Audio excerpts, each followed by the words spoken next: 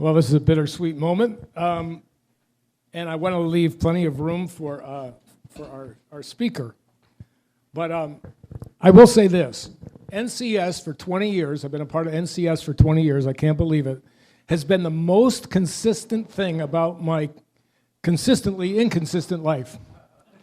But I just got a couple of real simple things. I'm going to keep it simple and keep it real.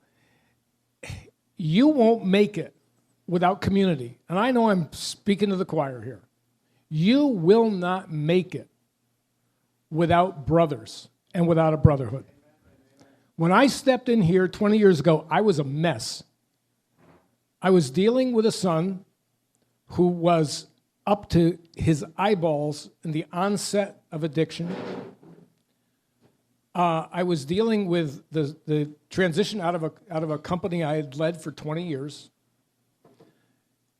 Nothing made sense, and there was no clarity.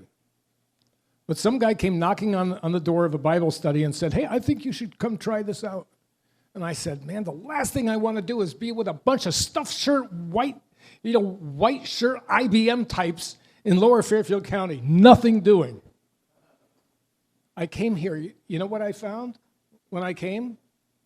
Jim Lane's living room, every variety of man from every background imaginable, singing praises to Jesus, and all like on the same page. All totally different, but all on the same page with this love and expression of faith in Jesus. You know what? That's just what I needed. That's just what I needed.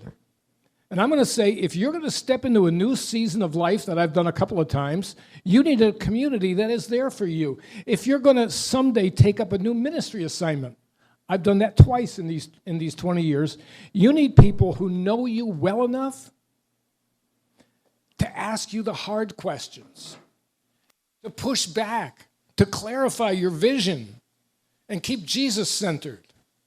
If you're going to face the loss of a son down the road, right, to a drug overdose, as I did 2 years ago, you can't have that community like in a microwave. It's got to be there for you. It takes work. It takes intentionality. It takes showing up week after week after week. And that's not a boast on my part. But this is what I'm keeping it real about.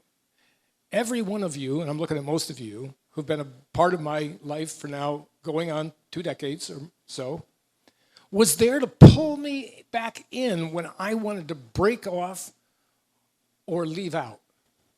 That's the beauty of NCS. That's what's keeping it real is for me, is that at those most difficult times when I said, I'm just going to isolate. I'm just going to go in my own world. And some of you know, like Brett and Dave and some others, Peter Hawkins, who got their own little thing at the Sugar Bowl.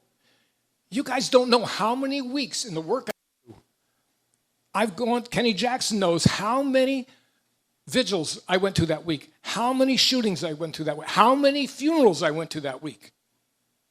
The pain we see inside the juvenile detention facilities. By the way, my brother over here, we share a common passion that young people in the justice system would come to know Jesus, right? And know their real Father. But none of this I could do without this brotherhood. So I want to close with this.